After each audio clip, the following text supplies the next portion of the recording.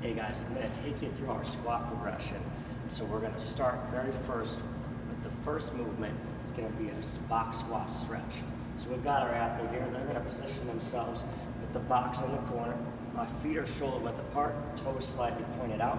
My hips are underneath me, chest is tall, eyes are straight ahead. Now we're going to instruct our athlete to sit their butt back. It's just that they're going to sit in a chair. So he's going to sit back for me and let his hips rest on the box. Now I'm going to have him take his hands, reach them down to his ankles. So he's going to grab his ankles. From here, he's prying his knees out and pulling his chest up. We're doing this for two reasons. I'm going to make him sit there so he can feel it, build some muscle memory about where his depth is, and also get used to keeping his chest up. Good, relax. Part two of our squat progression is we're going to do a rack squat stretch. So the goal of this one is now we're taking away the assistance of the box, and I'm going to let them sit in deep. Find that position again for their depth, and they're just going to be supported by hanging onto the rails. So, our athlete's going to come right here. Both hands are going to grab right about waist height. I'm going to have them sit down deep using the same cues we used over there. Feet shoulder width apart, sitting down low, chest is up. Now, I don't want them to completely crash down, but we're going to come up so we hit just below parallel depth. I'm doing this as a hold now because I want the athlete to be able to really feel where depth is. We're working the same cues, eyes forward, chest up, my butt's below my knee, and I'm working to drive knees out. Good, come on, stand up. The next part of our progression is we've gone and we've established base and we've established depth. Now I want to add a little bit of resistance to the movement and just see how the athlete responds with there being nothing to assist them. So we're going to go with a goblet squat. Brett's going to grab the dumbbell, we're going to cup it right underneath, and we're going to hold it in tight to his chest. Dumbbells are a great use for this because they have 2 points of contact. So we want both part of the bell to be touching his chest. That'll show me that he's staying upright the entire time. So we've got his feet set, shoulder width, toes can be slightly out. He's standing up tall, hips underneath him, eyes looking straight ahead. So core tight, butt tight. I'm going to ask him to sit back and drop to that same depth that we established in our previous exercises. So Brent, go ahead and sit down. Push hips back first, eyes up, driving knees out the bottom, come back up to stand. Perfect. Once an athlete's demonstrated that they can perform a dumbbell goblet squat, we're going to move them on and progress them towards a front squat.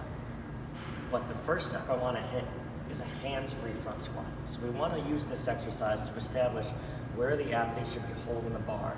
We want to teach the athlete to hold it on their shoulders and to work to keep their chest up throughout the entire range of their motion. So Brent's going to position himself behind the bar. Now normally we'd be facing this way, but for demonstration purposes, we're coming out. Brent's going to get lined up in the middle of the bar. He's going to put his arms out straight, and we're going to sink underneath, walk the bar in so that's sitting on top of his shoulders. Brent's going to take the bar off and take a step out. Now, we're going to perform the squat motion. He's got to do a great job of keeping his arms and chest upright, even as he sinks down low. So his first movement is to push his hips back. As he sinks down, he's driving his knees out, and he's keeping his arms and chest up. Return to standing. So there's a great rep in demonstrating how to keep upright posture. The next part of this is now that we've shown a hands-free front squat and where an athlete should position the bar, we're going to move into a full front squat. I want to do it with a clean grip. So what I mean by that is an athlete's going to grab the bar slightly outside their shoulders. They can go 3, 2, 1, 4 fingers, whatever works best with their flexibility. So Brett's going to grab it with as many fingers as he needs. He's going to shoot his elbows up and let the bar rest right there on his shoulders. So come on out with it, Brett. So just like in the hands-free front squat, he's got to keep his chest up and his elbows up. That'll keep the bar sitting on the shoulders. His first movement's going to be to drag his hips back as he sits down deep to that depth we established in our first progressions, standing back up. Let's get another rep. As he sits back low, he's pushing weight back towards his heels, forcing his elbows up and driving knees out. Perfect rep.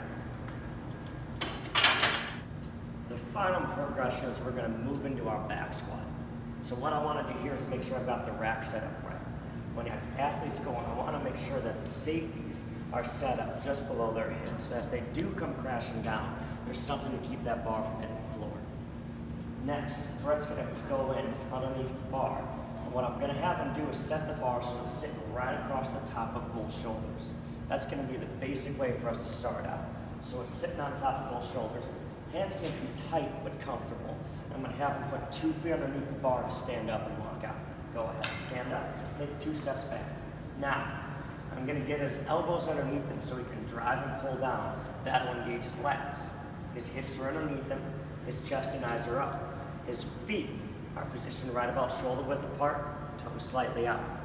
His first movement on that lowering phase is gonna be to push his hips backwards and drive his knees out as he drops down below parallel. Dropping down, chest is up, knees are out, sitting back on his heels. Great job, let's get another rep. As he's sinking down, he's working on keeping eyes and chest up, knees out. Coming up, he maintains that great upright posture. When we're finished, we walk the bar back in, spot, and we'll help him put it right back inside the J horse.